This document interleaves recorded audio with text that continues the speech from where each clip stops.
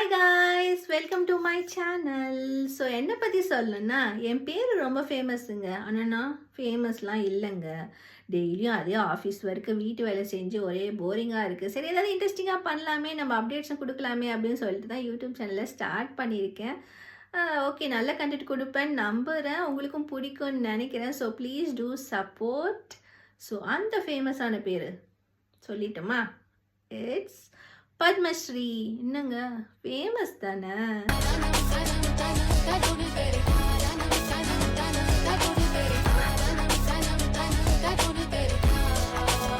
இருக்கேன். ஸோ இது என்னோட ஷார்ட் இன்ட்ரோ.